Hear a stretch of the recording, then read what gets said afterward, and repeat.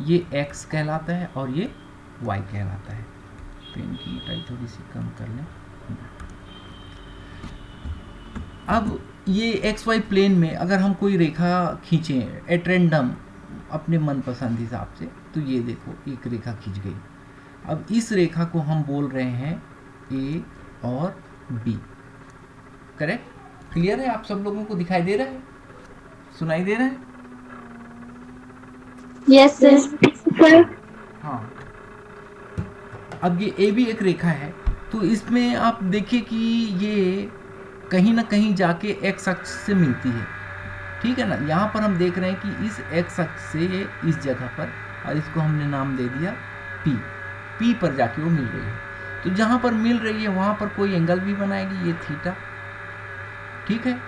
अब इस थीटा को ही हम बोलते हैं, इसके टेंजेंट को बोलते हैं हम स्लोप। यानी कि स्लोप से मतलब है कि एक्स अक्ष के साथ बनाया गया कोण, और कोण को नहीं, उसकी स्पर्शज्या को बोलते हैं एम। स्लोप जो है किससे रिप्रेजेंट होता है?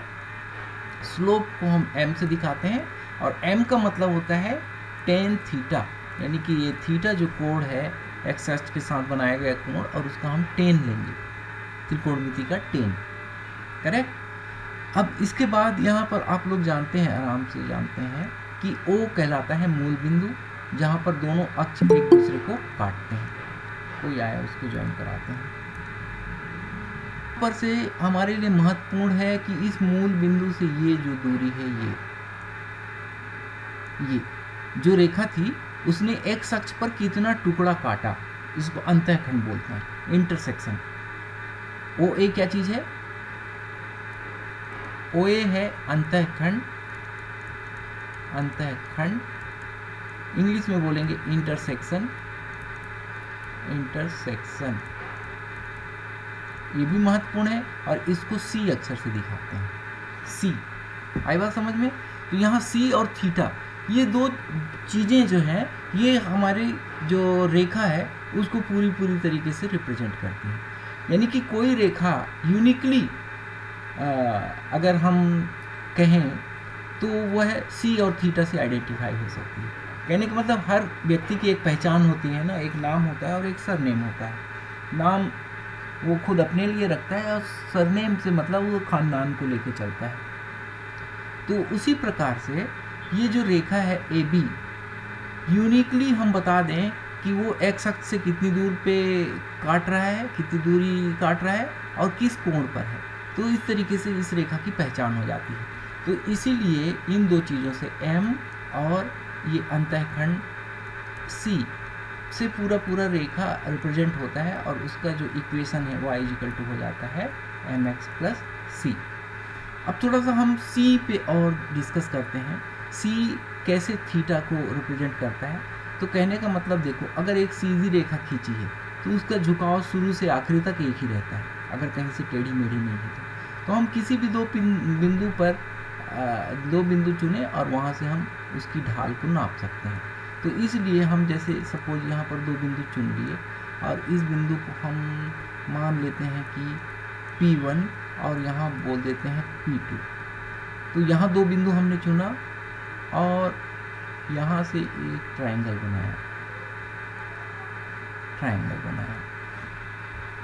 और ये ट्रायंगल इसलिए बनाया कि ये जो रेखा है, ये इसको नाम हम दे देते हैं P1 P2, और यहाँ पर हम नाम दे देते हैं P3। चलिए, तो ये P1 P3 जो रेखा है वो x अक्ष के पैरेलल है, और P2 और P3 रेखा ये y अक्ष के पैरेलल है।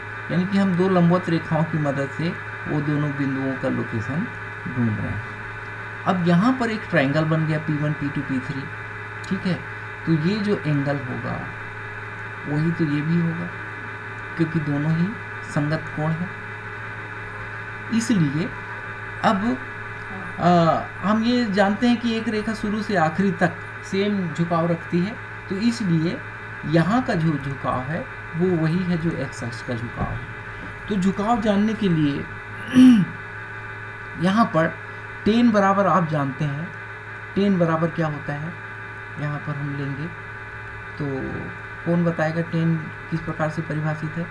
वैष्णवी, टेन जानती हो? Yes sir. टेन बराबर क्या होता है? सर एम 10 इस पर से जा। ये होता है लंब बटे आधार। क्या होता है? लंब लंब बटे आधार। इंग्लिश में क्या बोलेंगे? लंब को क्या बोलते हैं? हाइपोटेन्स बोलते हैं क्या?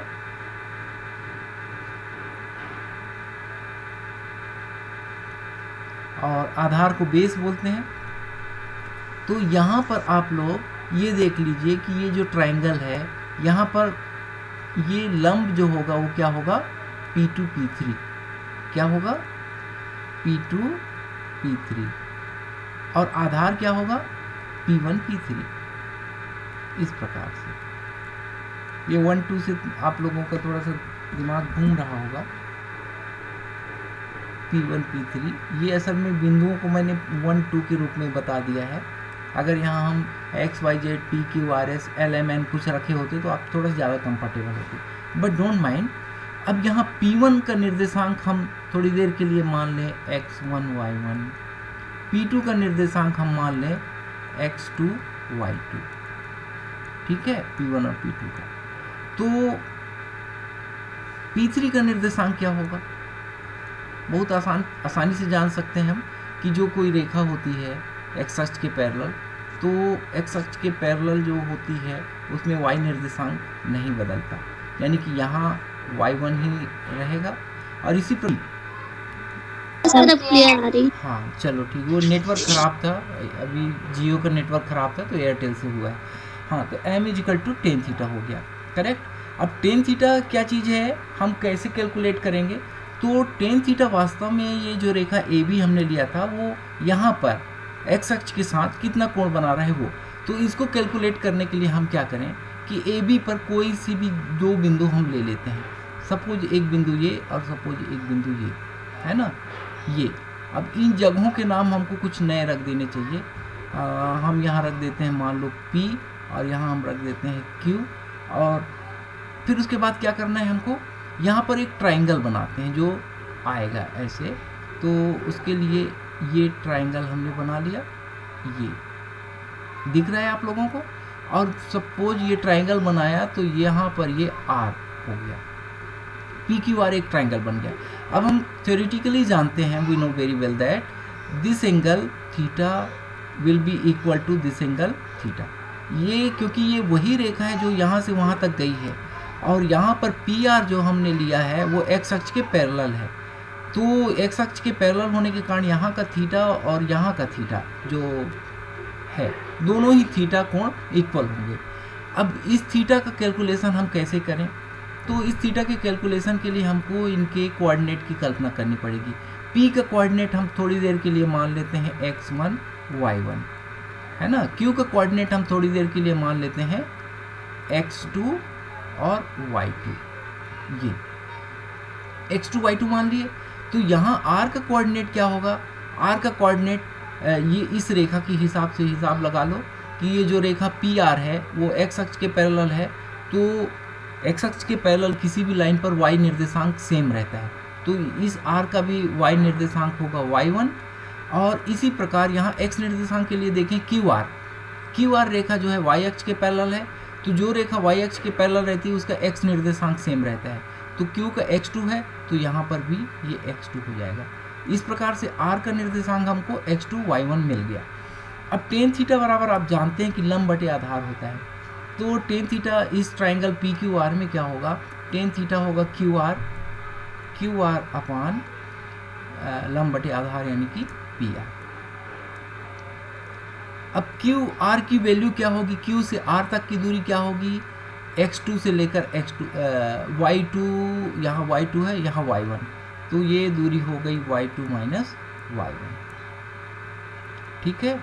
और इसी प्रकार से PR बराबर क्या होगा? P से R तक की दूरी, यहाँ P x निर्देशांक x1 है और यहाँ x निर्देशांक x2 है, तो दोनों का डिफरेंस इन दोनों के बीच सेकेंड के बराबर। आप लोगों को अब ये बात नहीं समझ में आ रही होगी, लेकिन मैं एक एग्जाम्पल के तौर पे बता रहा हूँ कि जैसे अगर हम एक कार का ग्राफ खींचते हैं। सपोज एक कार है, ठीक है, a car is moving on the road, और हम हर 1 मिनट बाद प्रति 1 मिनट के बाद कार की लोकेशन देखते हैं, है ना। जैसे ये सीधी सीधी सड़क है, कार इस पे चली जा रही है, कार शुरू में इस जगह पे थी, 1 मिनट बाद यहाँ है, 1 मिनट बाद यहाँ है, 1 मिनट बाद यहाँ है, तो ये उसकी पोजीशन हो गए, लोकेशन x1 x2 x3। और हमने कब कब लिया रीडिंग, टाइम t हमने लिया 1 मिनट, 2 मिनट, 3 मिनट पे, करेक्ट। तो जब हम इसको ग्राफ पे दिखाएंगे तो अगर x एक्सिस में हम उसका पोजीशन दिखाएं, यानी कि x1 x2 x3, है ना, और हमने दूसरा जो वेरिएबल लिया टाइम लिया, टाइम को हम y में दिखाएंगे, ये t1, ये t2 और ये t3। तो हम यहाँ जो ग्राफ खींच रहे हैं इसमें हमने x एक्सिस में क्या दिखा दिया, पोजीशन, क्या दिखा दिया, पोजीशन। y एक्स में हमने क्या दिखा दिया, टाइम, क्या दिखा दिया, टाइम। तो क्या होगा, उल्टा हो गया। हम ऐसा काम करें कि पोजीशन को हम दिखा देते हैं y अक्ष पे, पोजीशन को हम y अक्ष पे दिखाएंगे, ये पोजीशन हो गया और ये हो गया टाइम। तो this is the graph between position and time. तो पोजीशन और टाइम के बीच का ग्राफ जब हम खींचेंगे तो सपोज इस जगह पे हमको ऐसा, इस जगह पे हमको ऐसा, इस जगह पे हमको ऐसा मिला, और हम जब ग्राफ खींचते हैं तो वो इस प्रकार से कोई ग्राफ मिला, करेक्ट, इस प्रकार से। तो ये जो ग्राफ है ना, ये बताएगा वेग को, स्पीड को बताएगा, ठीक है। और स्पीड क्या होता है हम जानते हैं, स्पीड बराबर दूरी बटे समय। वेग बराबर क्या होता है, वेग को हम अभी फिजिक्स के हिसाब से नहीं लिख रहे हैं, अभी जनरल टर्म में लिख रहा हूँ, नहीं तो फिर वो गलत हो जाता है। तो वेग बराबर हो गया यहाँ पर दूरी बटे समय। फिजिक्स के हिसाब से गलत है, गणित के हिसाब से सही है। तो ये दूरी बटे समय। तो दूरी हमने कहाँ से लिया, y अक्ष से लिया, समय हमने कहाँ से लिया, x अक्ष से लिया। तो इस प्रकार से आप जान गए कि दूरी बटे समय तो होता है वेग या कि स्पीड, चाल, ठीक है। लेकिन इसको हम गणित की भाषा में क्या बोलते हैं, क्या बोलते हैं, प्रवणता, इसको बोलते हैं ग्रेडियंट। आई बात समझ में।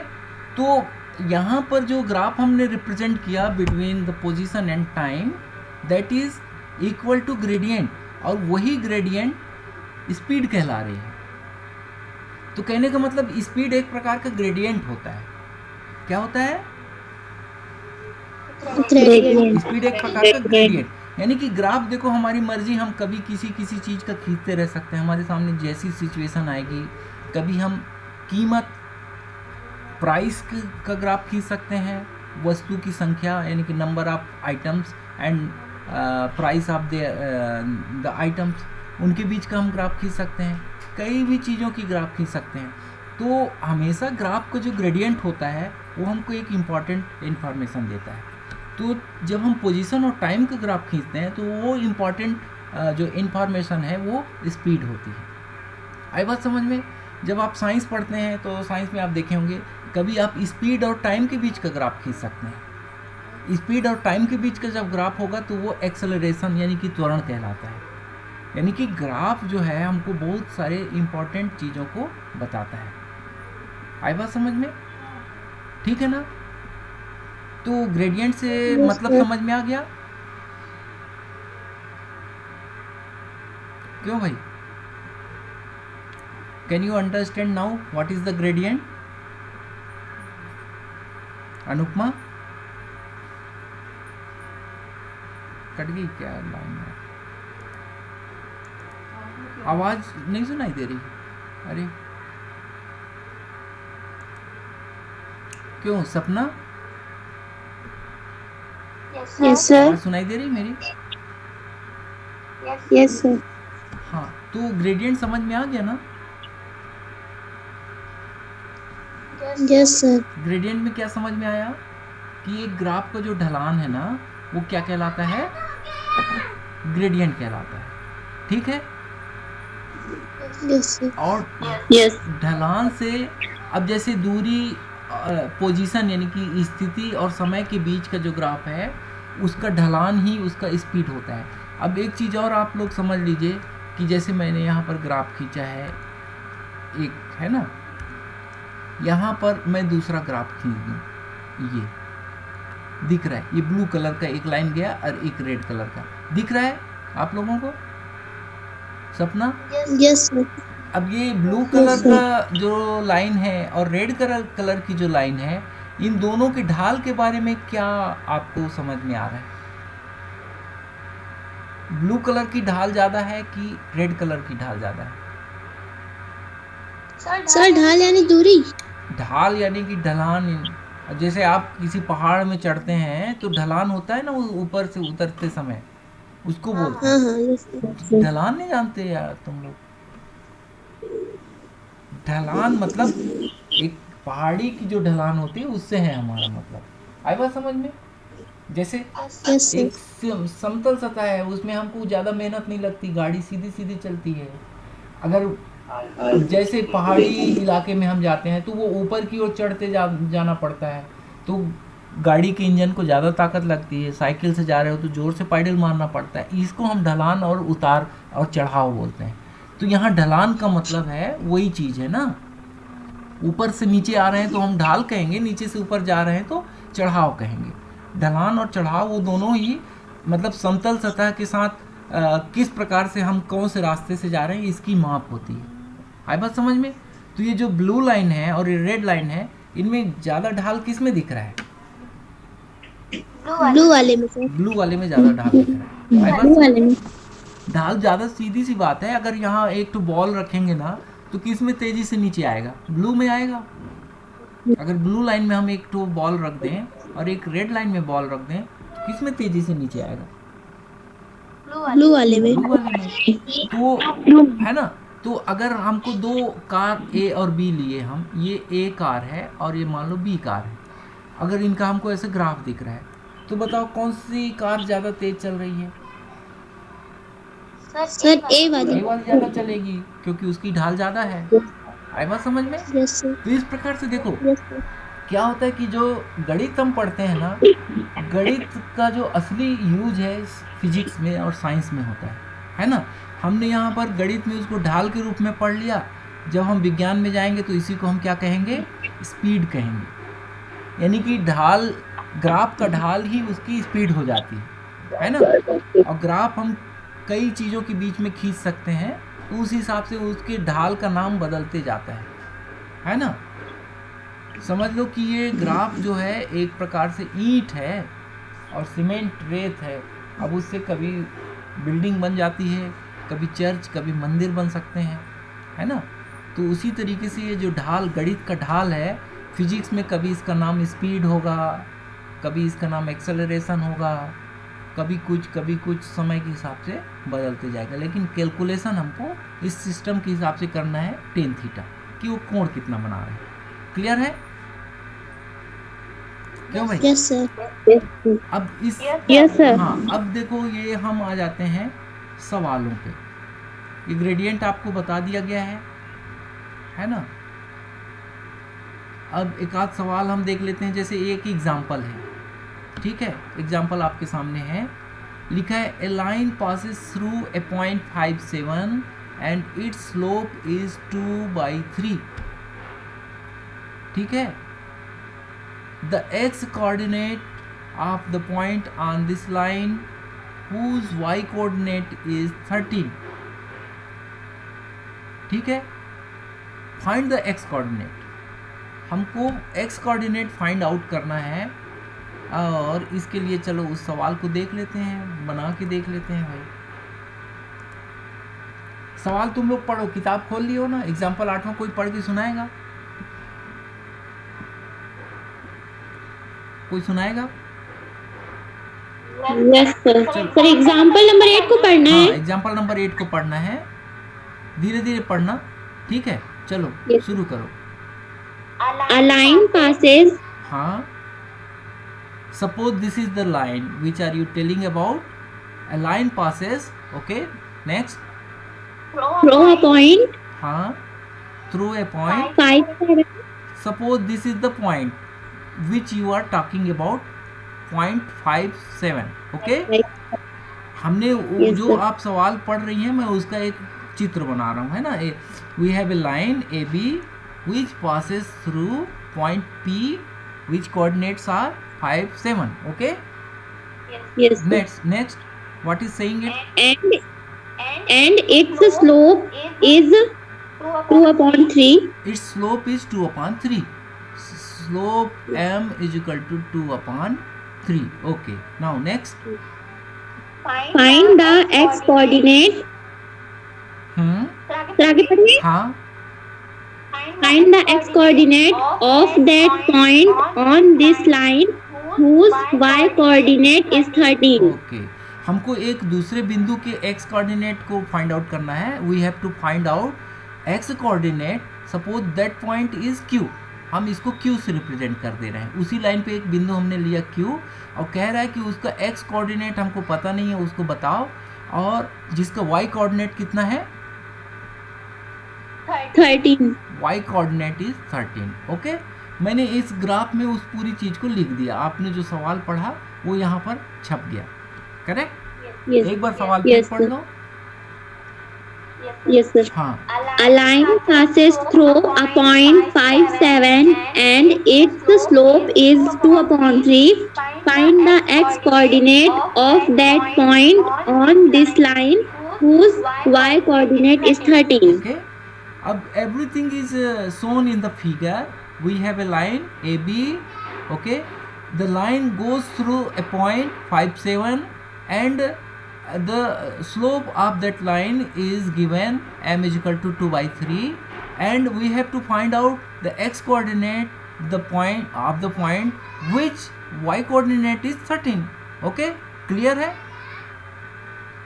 Yes, sir. अब हम जानते हैं कि दो बिंदुओं के बीच जो ढलान होती है वो पूरी रेखा की किसी भी दो बिंदुओं के बीच ढलान बराबर होती है. एक रेखा अगर सीधी है ना तो ढाल कहीं से भी कम या ज़्यादा नहीं होती, शुरू से आखिरी तक सेम ढलान होती है. तो हम P और Q के बीच का ढलान निकाल लेते हैं और ढाल यानी कि स्लोप यानी कि ग्रेडियंट, इसकी वैल्यू मैंने बताया था कि y2 माइनस y1 अपान x2 माइनस x1 होती है. X1. Yes, sir. अब y2 क्या होगा, यहाँ 13 दिया है. Yes, sir. y2 कितना दिया है, 13. 13. y1 कितना दिया है, 7. 7. हम P बिंदु से 1 ले लेंगे और Q बिंदु से 2 ले लेंगे. अब इसी प्रकार x2 कितना है, x2 कितना है, x x हमको पता अभी नहीं है ना, we don't know. And x1 क्या है, what is the value of x1, 5. Okay. ये हमने फार्मूला पे फिट कर दिया. And we have the value of m यानी कि slope, the value of slope is 2/3. Then this value will be equal to 2/3. This is 2/3. Okay. अब इसको हम सॉल्व करें. यहाँ पर से मैं अलग दूसरी जगह में सॉल्व कर देता हूँ. ये साफ सुथरी जगह है. 13 में से 7 जाएगा, 6 होगा. ये x माइनस 5 होगा और ये 2/3 होगा. अब इसको कटा सकते हैं. 2 एकम 2 और 2 तिया 6. तिर्यक गुणा करेंगे तो कितना होगा, cross by cross multiplication x minus 5 will be multiplied with 1 x minus 5 and here 3 into 3 9. Then x की वैल्यू क्या होगी, x की वैल्यू क्या हो जाएगी, x will be equal to 9 + 5. Okay, मतलब 14. ये है आंसर. समझ में आ गया आप लोगों को. Yes, sir. तो ये देखो स्लोप के कॉन्सेप्ट से ये सवाल बनाया गया है ना. सवाल को आप बहुत अच्छे से समझेंगे तो बनने लग जाएगा. किसी को कोई दिक्कत इस सवाल में, No, sir. No. Okay. Now let's check who is ये कोई ज्वाइन कर रहा है अभी? चलो 6 ही लोग हैं। अब हम देख लेते हैं सवालों को और आगे, है ना। ये एग्जाम्पल था, इम्पॉर्टेंट है, इसको देख लेना बना के। जैसे यहाँ पर वही बात है, 2 ठो यहाँ पर रेखाएं दी गई हैं, OP और OQ। ये साइकिल की स्पीड बता रहा है, ये हॉर्स कार्ट की स्पीड बता रहा है। हॉर्स कार्ट यानी घोड़ा गाड़ी, तांगा जिसको बोलते हैं। तो आपसे कभी कि ऐसे भी सवाल पूछे जा सकते हैं कि इनमें ज़्यादा स्पीड किसकी है, तो ज़्यादा एंगल जिसका रहेगा उसकी स्पीड ज़्यादा होती है। और इंटरसेप्ट तो मैं बता चुका हूँ, इंटरसेप्ट अंतःखंड, इंटरसेक्शन भी बोलते हैं उसको, मैंने इंटरसेक्शन शब्द यूज किया था। प्रश्नावली के हम सवाल देखते हैं। एक्सरसाइज 3 में देखो, first question is in the given graph 19 number के ग्राफ में फाइंड द स्लोप और ग्रेडियंट ऑफ द इंटरवल। इनके आपको स्लोप और ग्रेडियंट निकालना है। चलो तो पहला जो है AB है ना, AB का ग्रेडियंट कौन निकाल के बताएगा?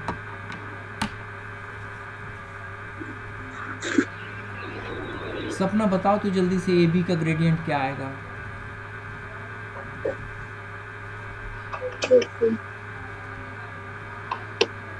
बताओ, tell me what will the gradient of line AB?